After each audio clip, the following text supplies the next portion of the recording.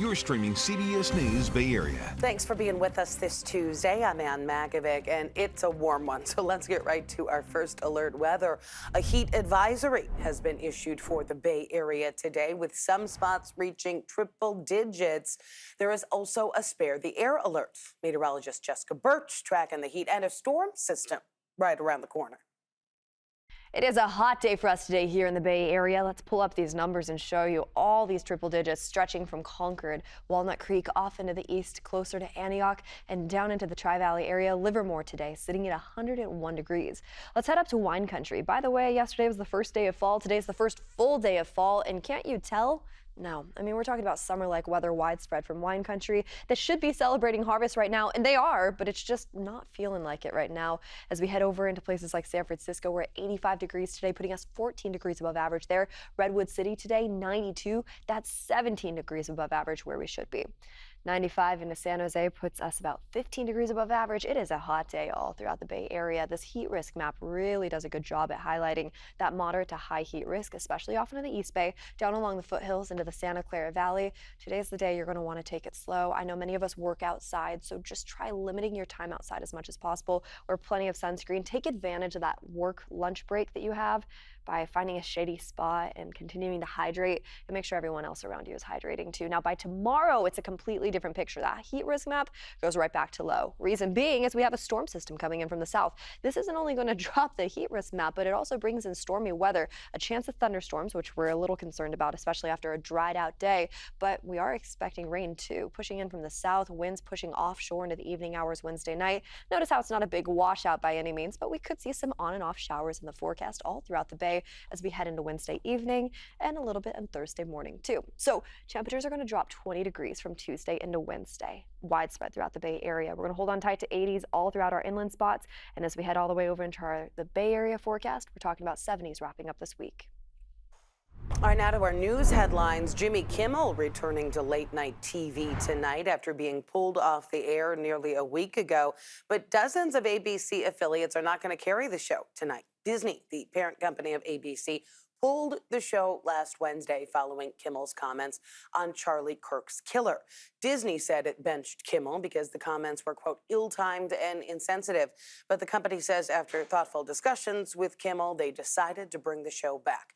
Even though Disney has reversed its decision, stations owned by Sinclair and Nexstar say they will continue to preempt the program. We are learning more about a 16-year-old high school student who was killed in a car crash in the South Bay over the weekend. The family of Isaiah Mendoza from Sunnyvale left flowers at the crash site in Santa Clara last night. His classmates from Wilcox High School left messages and notes. Police say the teen was speeding on Lawrence Expressway Saturday night when he lost control and crashed into a traffic pole. He was a junior and a standout athlete. Police say his two passengers suffered minor injuries. New information about the man accused of killing two women in Walnut Creek last week. Police say the victims were his wife and mother-in-law. On Thursday, officers responded to reports of gunfire at a home on Colobra Court on the east side of town near Ignacio Valley Road. They found two women dead inside the home and took 43-year-old Howard Wang into custody. The women were identified as his wife, Lin Lin Gao, and her mother, Beimin Chang. Wang is being charged with murder, as well as allegedly making threats against Guo and preventing her from reporting a crime earlier this year. If convicted, he'll face life in prison without parole. Police say two juveniles are responsible for a string of gang-related graffiti incidents in San Jose. Police say the vandals left their mark at several parks starting in March. Investigators say they caused more than $10,000 in damage to city property. And today, police announced that they arrested a 16 and 17-year-old. They say the teens are known gang members. Kaiser nurses across California on the picket lines today. This is video from outside the Walnut Creek Medical Center on Main Street this morning. The nurses carried signs protesting recent layoffs. The California Nurses Association says they're also protesting the use of AI at work.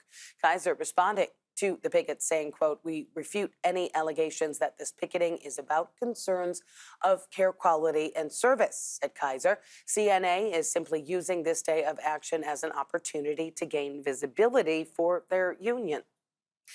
Bay Area transit agencies teaming up today, encouraging people to ride public transit through the Bay Area. This comes as BART reports a bit of a rebound in ridership, despite some recent problems. Our Veronica Macias is at the Daly City BART station. They're calling it All Aboard Transit Day. People are being encouraged by the agencies to jump on a train, hop on a ferry, take a bus today. And people tell me it definitely helps with congestion. It saves money for them. Recently, we have been seeing more people heading into the office. That's bringing in higher ridership numbers. There have been some major music events in the city. That's also helping with an increase. But let's take a look at those numbers for now when it comes to BART. They say they've been seeing some good ridership numbers for the month of August and September. August, they saw some of the highest ridership figures on BART since 2020, according to the newest data that was released just last week. They saw over 4.9 million riders in August using the system, making it the busiest month since 2020. We also saw improvements like the introduction of the new tap and ride system, allowing riders to use their bank cards to pay. That is helping. And if ridership stays at this level, BART officials predicting a potential 26 million addition to their net fare revenues, and that is going to help with their looming budget deficit. All of this may be helping. However, there have been some major setbacks. Let's not forget, this year we've seen 2 system-wide shutdowns where riders, they were left scrambling for hours trying to get around the Bay Area. Then there was a terrifying moment for riders after leaving the Embarcadero when smoke filled the trains in the Trans-Bay Tube. Still, for some riders, we're hearing this morning, despite all of the problems, BART has been reliable for them and they depend on the system. Very reliable. I mean, we have ups and downs here and there, but it's very reliable. You know, I couldn't get to work if I didn't have BART. I wouldn't want to drive every day. You know, that's 2 hours from Antioch, 2.5 hours easily. So this is an hour, and I'm here. And then just walk to my job, and I'm there. Roberto telling us that he spends somewhere around $300 in fares, and he tells us that beats having to sit in traffic or having to pay more for gas. We also know that Tuesdays seems to be the best day for ridership numbers. This year, they saw an 11% increase compared to last year around this time. Well, for All Aboard Transit Day, BART staff members handed out stickers to some riders. The staff is going to gift some BART swag to those who are spotted wearing the sticker later. Still ahead here on CBS News Bay Area, dirt bikes and ATVs taking over the streets, ignoring traffic laws, and doing some dangerous stunts. Now one Bay Area city says enough is enough. Your leaders will not tolerate this lawlessness. They are cracking down with the help of some high-tech tools. Plus, the 49ers unbeaten so far this year, but their Super Bowl hopes just took a huge hit. Warm weather is the big story for us today. Let's just say the truth. Hot weather as we head into this afternoon. Now our heat risk map highlights all the East Bay, the North Bay, and the Santa Clara Valley with either moderate or high heat today. Once we head into our forecast tomorrow, low pressure moves in fast. That drops us 20 degrees back into the 80s. But not only just cool weather, we're also gearing up for stormy weather too. Showers are expected in the forecast tomorrow with cooler weather, cloudier skies, and a chance of thunderstorm activity. So we're keeping a very close eye on that. Here in the Weather Center, we start to dry up heading into the weekend. Well, today, President Trump criticized European allies in his speech to the United Nations and said, quote, "Your countries are going to hell." He made that remark when referring to open border policies. The president was one of the first speakers at the UN General Assembly, which kicked off in New York. He began by declaring now as the golden age of America, claiming inflation, gas prices, and energy costs are down. But as Jared Hill reports, his views on the international body are anything but golden. President Trump's speech at the United Nations General Assembly opened with a lighthearted technical issue. That whoever's operating this teleprompter is in big trouble.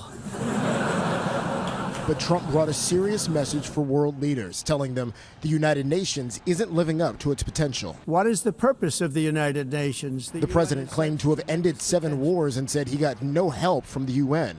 For the most part, at least for now, all they seem to do is write a really strongly worded letter and then never follow that letter up.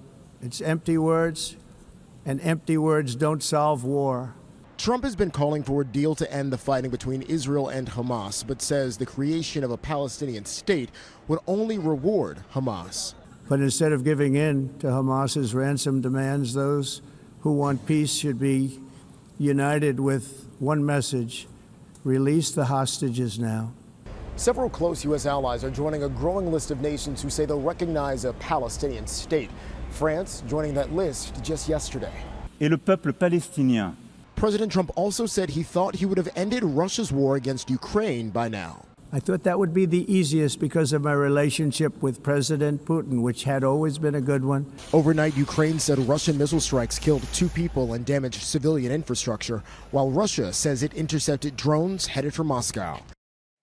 The White House says the president is meeting today with Arab and Muslim leaders to talk about ways to end the war in Gaza.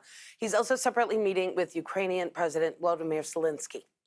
A camera shop in Pleasant Hill targeted by thieves twice in 24 hours. Surveillance camera footage shows a handful of masked suspects running into Mike's camera on Sunday afternoon. The store manager says the thieves assaulted employees and stole thousands of dollars worth of equipment.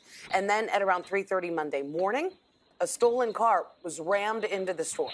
Employees say nothing was stolen that time, but it left a lot of damage to the building. We are always here to help our customers, be with the community, the photographic community. You know, we are all photographers in here. We all want to help one another, but it gets really, really hard when you constantly have people running in and ransacking the place. Yeah. Employees say this is the 4th time the shop has been targeted by thieves in recent months, so the store is now closed until further notice. A San Ramon jewelry store was also the target of an armed robbery. This was yesterday afternoon at Heller Jewelers on Bollinger Canyon Road. Police say about 20 masked suspects, some armed with guns, entered the store, broke display cases, and took a bunch of stuff before escaping in waiting cars. Nobody in the store was injured, and law enforcement was able to track down and detain some of the suspects in Oakland and in Dublin. Enough is enough in one Bay Area city. The city of San Francisco says they are no longer tolerating these packs of dirt bike riders doing dangerous tricks, roving through some of the city's hot spots and causing chaos on the streets. Police and city leaders have announced a new strategy to crack down using some high-tech tools. And as Brett Hamilton shows us, they've already confiscated bikes and made some arrests.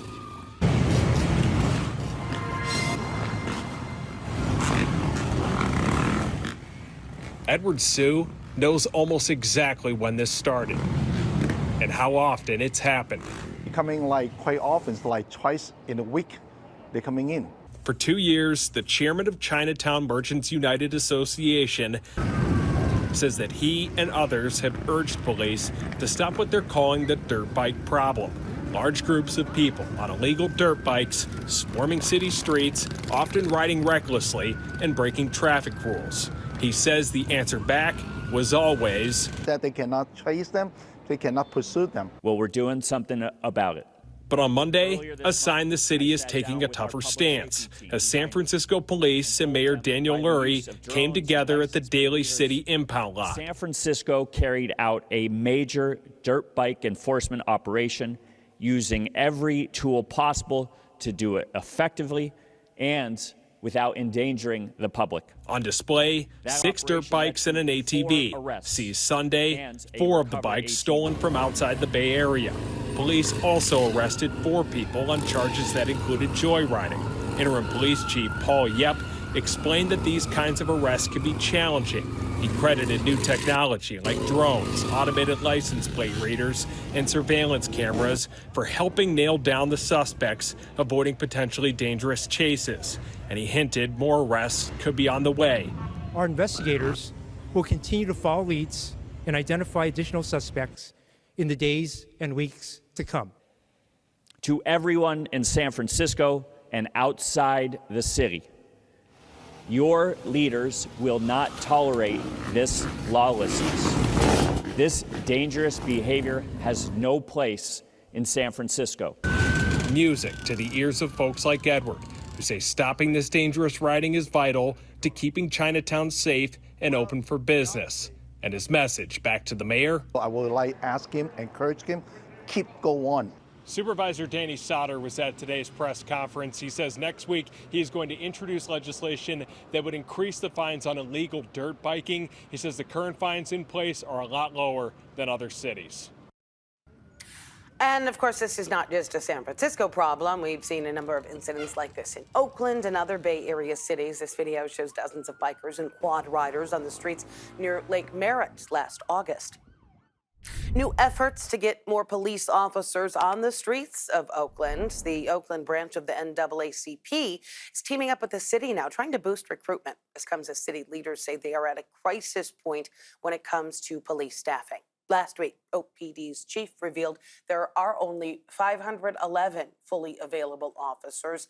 That is well below the short-term goal of 700. Right now, 133 officers are on leave or limited duty. That is about 20% of the force. The partnership between the city and the civil rights organization will include funding 5 police academies and recruiting in Oakland to fill the vacancies. They say the goal is to involve the community to make a difference in the city. There are many people out there wondering why in the world is the NAACP partnering with OPD. We are partnering because our community needs the help. That's why this push is really on getting Oaklanders to see that we have the agency to protect ourselves. And so join the police force. And they say they're also specifically looking to recruit more women. Their goal is to have women represent 30% of OPD's workforce by the year 2030.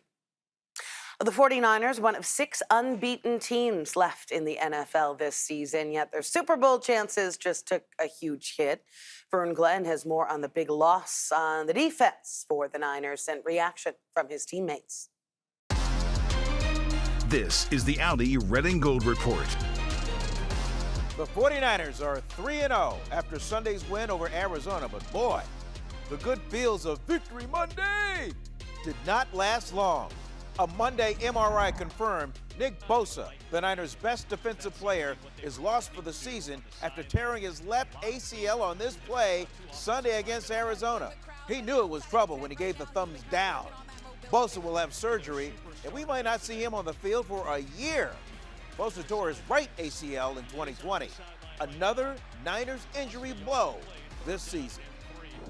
Unfortunately, we know too well about guys going down and next man up mentality. It's a real buzzkill. I can honestly say that, going down to win the game, to drive to win the game, I thought about Nick plenty of times I was in the huddle. It's cliche to say it's the next man up league. When you lose a guy like that, you need 3 or 4 guys to come and fill those shoes. So I think we got the depth and we got the youth. So, hopefully they can continue to improve.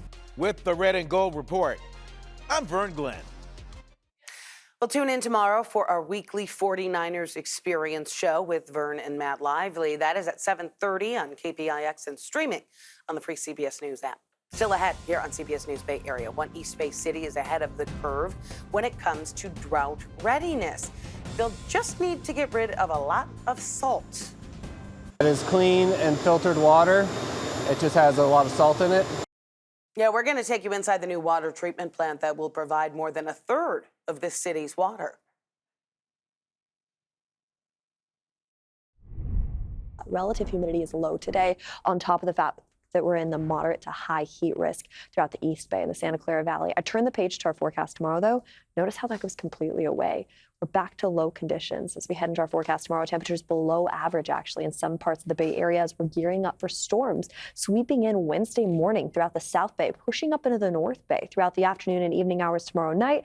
It will wring out a little bit more moisture into Thursday morning before it starts to track off into the east, clearing us up as we head into this weekend's forecast. So we start off with the Bay forecast. I want to show you today we're in the 80s throughout most of the Bay, and then we cool down fast to the 70s with showers in the forecast tomorrow, averaging out into the mid 70s as we head into this weekend by Friday, heading into Saturday with some sunnier skies. But let's take a look at our inland spots. Now we're talking about the East Bay, the North Bay, where well above average temperatures are lasting into this afternoon.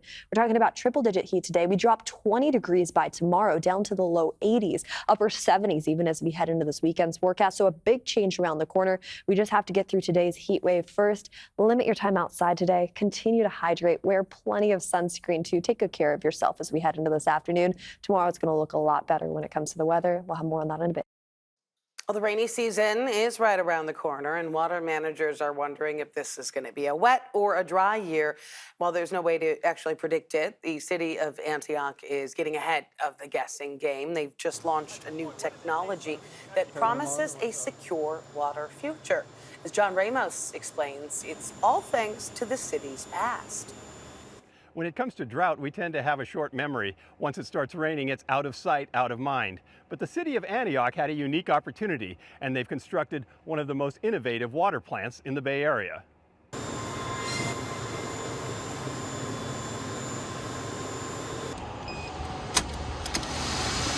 When Marcus Woodland enters the newest addition to the city's water treatment plant, he's looking at what other cities may have in their future. One of the first operating desalination plants in the Bay Area.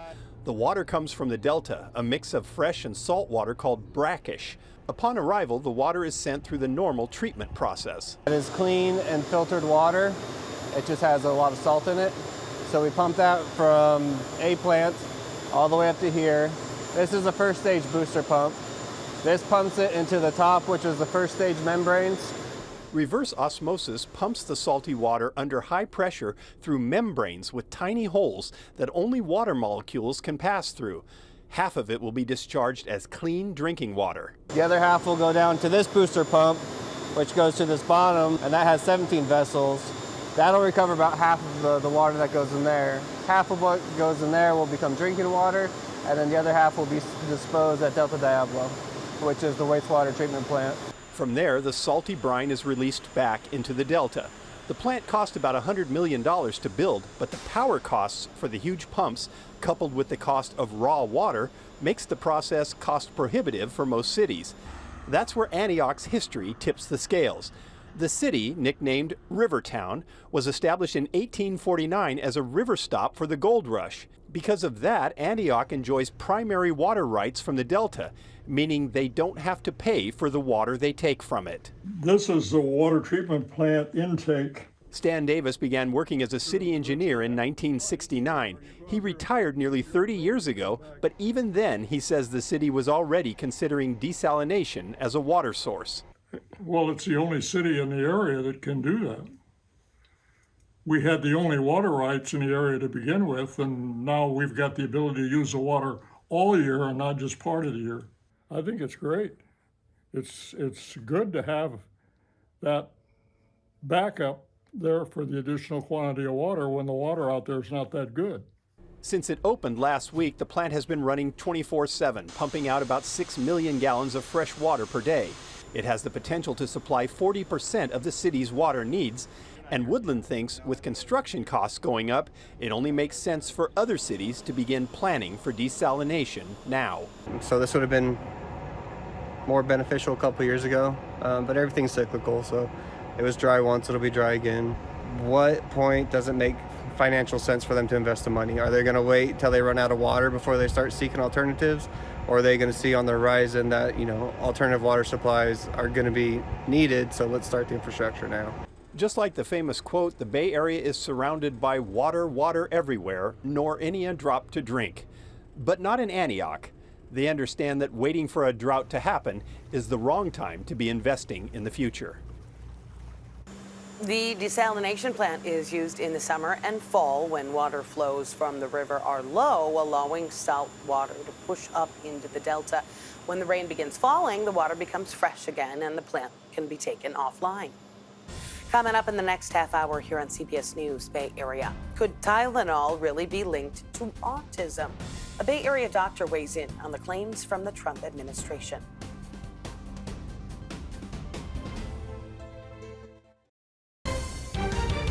You're streaming CBS News Bay Area. Thanks for being with us this Tuesday. I'm Ann Makovic, and here's another look at some of our news headlines. Jimmy Kimmel returning to late-night TV tonight after being pulled off the air almost a week ago. But dozens of ABC affiliates will not carry the show this evening. Disney, the parent company of ABC, pulled the show last Wednesday following Kimmel's comments on Charlie Kirk's killer. Now the company says after thoughtful discussions with Kimmel, they decided to bring the show back. But stations owned by Sinclair and Nexstar say that they will continue to preempt the program. We are learning more about the 16-year-old high school student killed in a car crash in the South Bay over the weekend. Family and classmates of Isaiah Mendoza from Sunnyvale left flowers at the crash site in Santa Clara last night. Police say the teen was speeding Saturday night when he lost control and crashed into a traffic pole. 2 passengers inside his car were injured but survived. And police say 2 juveniles are responsible for a string of gang-related graffiti incidents in San Jose. Police say the vandals left their mark at several parks starting in March. Investigators say they caused more than $10,000 in damage to city property. And today, police announced the arrest of a 16 and 17-year-old suspect. They say the teens are known gang members. All right, let's get another check on our first alert forecast because it is a warm one. We are under a heat advisory and a spare the air alert today. Here's meteorologist Jessica Birch. It is a hot day for us today here in the Bay Area. Let's pull up these numbers and show you all these triple digits stretching from Concord, Walnut Creek, off into the east, closer to Antioch, and down into the Tri-Valley area. Livermore today, sitting at 101 degrees. Let's head up to wine country. By the way, yesterday was the first day of fall. Today's the first full day of fall, and can't you tell? No, I mean, we're talking about summer-like weather widespread from wine country that should be celebrating harvest right now, and they are, but it's just not feeling like it right now. As we head over into places like San Francisco, we're at 85 degrees today, putting us 14 degrees above average there. Redwood City today, 92. That's 17 degrees above average where we should be. 95 into San Jose puts us about 15 degrees above average. It is a hot day all throughout the Bay Area. This heat risk map really does a good job at highlighting that moderate to high heat risk, especially off into the East Bay, down along the foothills into the Santa Clara Valley. Today's the day you're going to want to take it slow. I know many of us work outside, so just try limiting your time outside as much as possible. Wear plenty of sunscreen. Take advantage of that work lunch break that you have by finding a shady spot and continuing to hydrate, and make sure everyone else around you is hydrating too. Now by tomorrow, it's a completely different picture. That heat risk map goes right back to low. Reason being is we have a storm system coming in from the south. This isn't only going to drop the heat risk map, but it also brings in stormy weather, a chance of thunderstorms, which we're a little concerned about, especially after a dried out day. But we are expecting rain too, pushing in from the south, winds pushing offshore into the evening hours Wednesday night. Notice how it's not a big washout by any means, but we could see some on and off showers in the forecast all throughout the Bay as we head into Wednesday evening and a little bit on Thursday morning too. So temperatures are going to drop 20 degrees from Tuesday into Wednesday, widespread throughout the Bay Area. We're going to hold on tight to 80s all throughout our inland spots. And as we head all the way over into the Bay Area forecast, we're talking about 70s wrapping up this week. Now to an announcement that's been making waves in the medical community. President Trump linked the use of acetaminophen, the active ingredient in Tylenol, during pregnancy to an increased risk of autism. The administration pointed to some studies suggesting a potential association between the medication and autism, but doctors say the White House announcement is not backed by the full body of scientific evidence. Acetaminophen is the only over-the-counter drug approved to treat fevers during pregnancy. The FDA has directed a label change and sent guidance to doctors saying they should consider minimizing the use of the drug. The Autism Science Foundation calls it misleading to try to point to a single cause for the condition. Autism researchers here in the Bay Area are also pushing back. Our Amanda Harry spoke with local doctors who say the announcement will cause confusion among expecting families. It doesn't come from. Bryna Siegel has dedicated her life to studying and helping those with autism. Oh, you're a grown-up. She has a nonprofit and has published multiple books on the topic. Monday, she was shocked to hear President Donald Trump's advice. It's puzzling why some people go after such things. Don't take Tylenol. Trump announced at a press conference that the FDA would be notifying doctors to tell their patients that Tylenol can be associated with an increased risk of autism. Siegel says this preys on parents who are already fearful. I think part of what we're experiencing now in the media is playing on a certain, what I think of as autism hysteria or anguish that parents feel like, why did this happen to me? And now there's a new idea. And do I believe it? She says many parents are looking for answers about why their child has autism, but it's often complex. She's studied the neurodivergence for years. It can be genetic, caused by environmental factors, or a combination of both.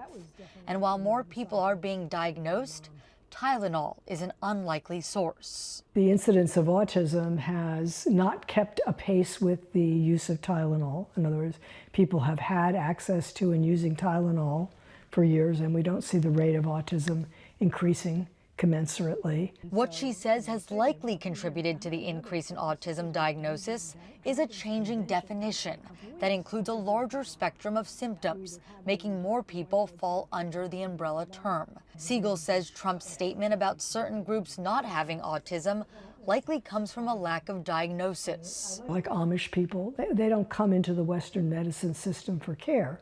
Similarly to families that I see who've just migrated here from Burma or Laos or someplace like that where they've never heard of autism. And that doesn't mean that they never took Tylenol. It means that it's not diagnosed the same way. Associate Professor of Psychology at Stanford University, Dr. Lawrence Fong, agrees with Siegel, saying Tylenol is sometimes not just for temporary relief, but medically necessary.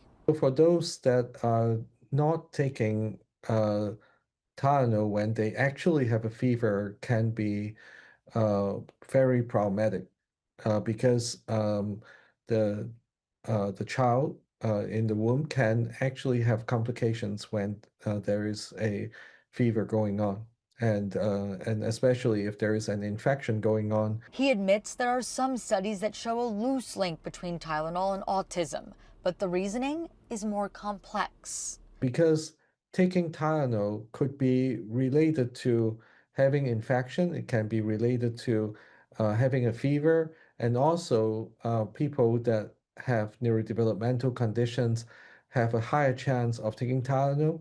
So all of these are confounding factors. Siegel expects to continue to get emails and phone calls from concerned parents, but she already knows what she's going to say. I will just tell any parent who asks me, don't worry about that. The announcement also sent shares for Tylenol's parent company, Kenvue, plunging on Monday. In a statement to CBS News, Kenvue says, quote, taking acetaminophen does not cause autism. We strongly disagree with any suggestion otherwise and are deeply concerned with the health risks this poses for expecting mothers. Turning Point USA has announced a stop at UC Berkeley in November as part of its American Comeback Tour. The UC Berkeley chapter posted this on social media yesterday. They announced San Francisco native comedian Rob Schneider is going to be a part of it. The tour was led by conservative podcaster Charlie Kirk before he was killed in Utah earlier this month. Organizers say Kirk himself is planning to visit the school this year. The organization advocates for conservative politics on high school and college campuses. There is a battle centered around a quarry in the town of Forestville in Sonoma County. The owners want to expand and build an asphalt plant. But a lot of people are pushing back because of the potential health and environmental impacts to the surrounding community. Our Kenny Choi shows us why this project has become such a flashpoint in the Russian River Valley.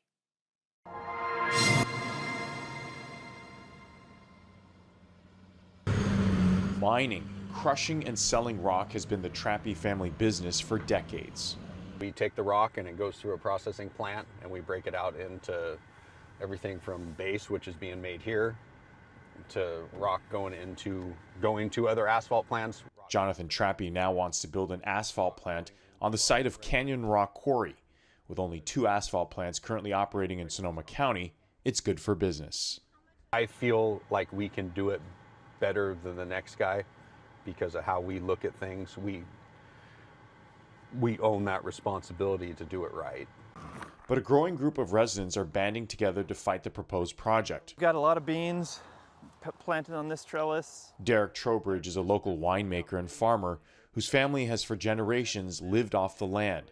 He has become the leading voice for Russian River Community Cares, a dedicated group of more than 700. It's different if the asphalt plant is somewhere where it's not right next to a town or it's not in extreme fire danger. There's plenty of places that are closer to the freeways. They're concerned about potential environmental impacts, including contamination of nearby waterways and more trucks on local roads.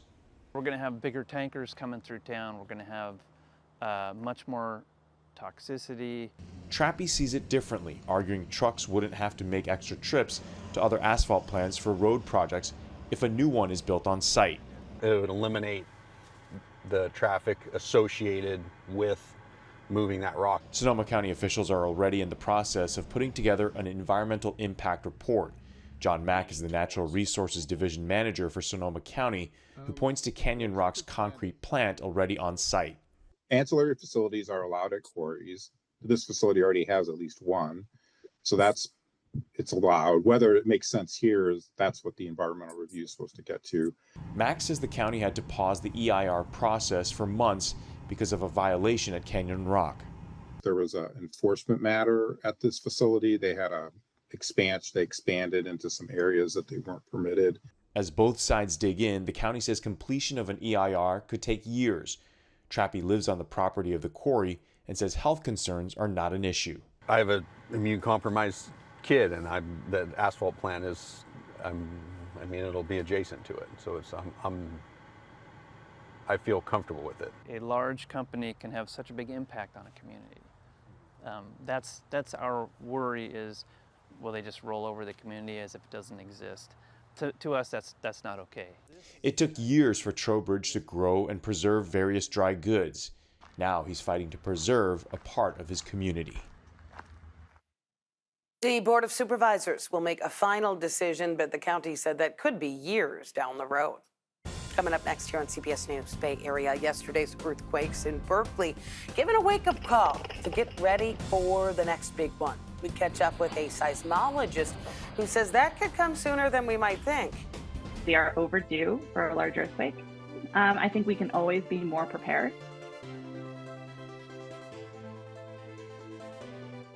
Warm weather is the big story for us today. Let's just say the truth. Hot weather as we head into this afternoon. Now our heat risk map highlights all the East Bay, the North Bay, and the Santa Clara Valley with either moderate or high heat today.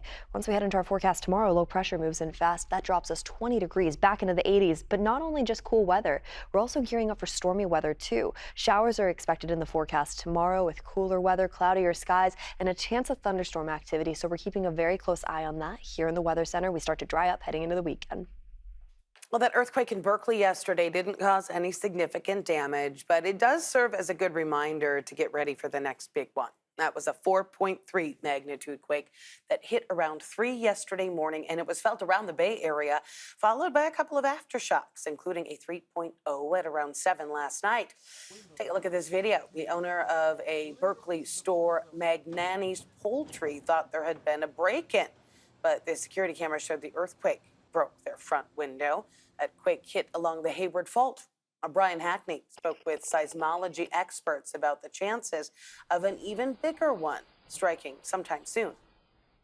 For one young Berkeley student, it was a first. And I was awake playing with my phone this morning. Suddenly, the earthquake came, and I was completely frightened. But it didn't rattle one expert at the U.S. Geological Survey at Moffett Field. Did you feel it? I did not feel it. I live in San Mateo, and I was pretty asleep. Dr. Anne-Marie Bolte is a geophysicist with USGS. And as for this quake? I think right now our understanding is that this is really a garden variety typical Hayward Fault earthquake. And this side of the fault is a little bit higher than this side of the fault. The Hayward Fault stretches for 35 miles from Fremont in the south, right through Point Pinole to the north. And on top, thousands of homes and businesses. I would guarantee you that that person has no idea that they just crossed the Hayward Fault.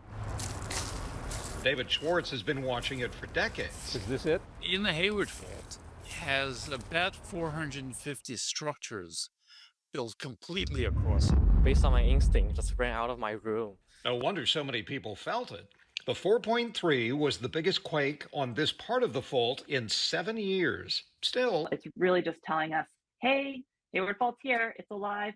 Everything kind of is conforming to our models. That model shows that big earthquakes happen on the fault with sobering regularity. Where are we in the cycle of significant magnitude 6.7 quakes on the Hayward Fault? That's a great question. The last major earthquake on the Hayward Fault was in 1868.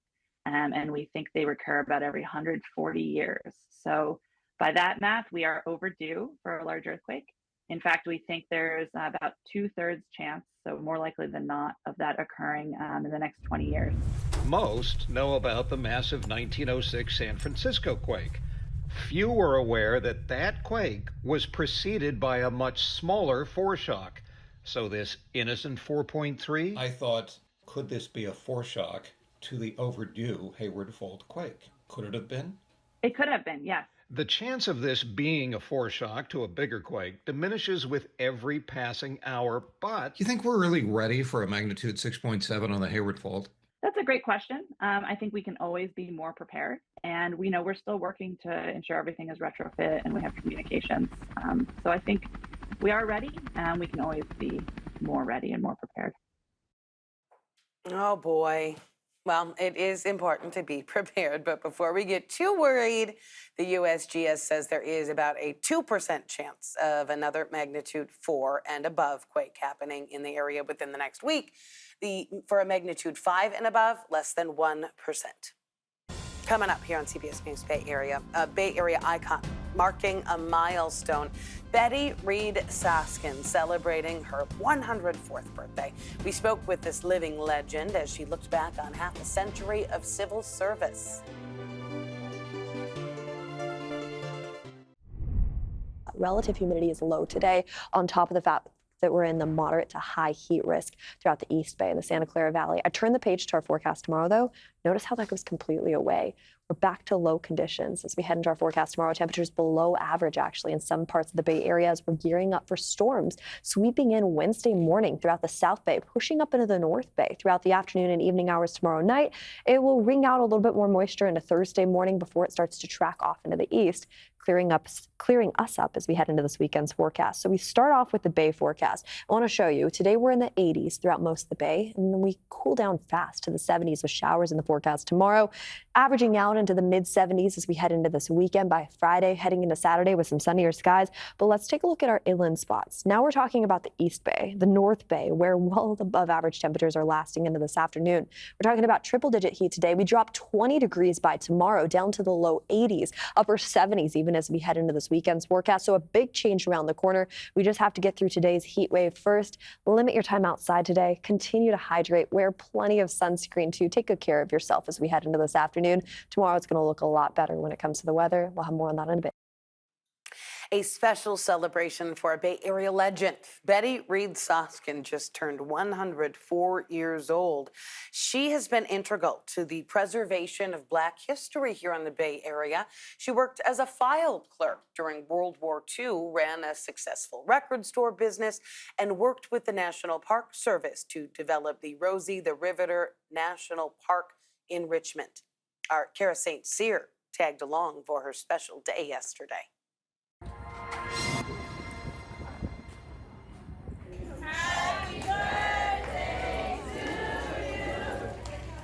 Betty Reed Soskin, greeted with the enthusiasm fit for an icon. Beautiful. Oh, I'm so glad you like it. The occasion, her 104th birthday, another milestone in her storied life. How are you feeling at 104? But if you ask her, September 22nd is just another day. It doesn't feel much different than it did yesterday. Soskin has seen much in her 104 years. Born to Louisiana Creoles in New Orleans, her family settled in the East Bay, where she took an active stand against Jim Crow laws. But she says her life really began long after that. There have been so many parts of my history that have been stood out. And they all started after I was 50. Her claim to fame would come in her 80s when she became a park ranger at Rosie the Riveter National Historical Park in Richmond. She told stories of African Americans during World War II, specifically the story of the Port Chicago explosion, which killed 320 people, mostly Black sailors, and exposed racial segregation in the armed forces. It was their sacrifice that launched the desegregation of the armed forces for the country and the world. I mean, they changed history. She would do that job until she was 100, making her the oldest park ranger in history. Your life has been such an inspiration. A service Mina Harris, author and niece of Kamala Harris, says should be celebrated. I think that she defines what it means to be an American hero, and I look to her, especially in moments like this where, you know, day to day can feel really overwhelming. And I think that she's such an incredible reminder of what it can look like to make an impact in your own community. Saskin's story is plastered on the walls of the middle school that now bears her name, where her granddaughter, Aliana Reed, hopes everyone sees. Having somebody so close to me as an example and as a role model is extremely special to me. An inspiration 104 years in the making. 1, 2, 3. She is so great. Saskin met President Obama when she participated in the national tree lighting ceremony in 2015, which she says was one of the most memorable experiences of her life. Thanks for streaming CBS News Bay Area. I'm Ann Makovic. We're going to be right back with your First Alert forecast and another look at your top stories.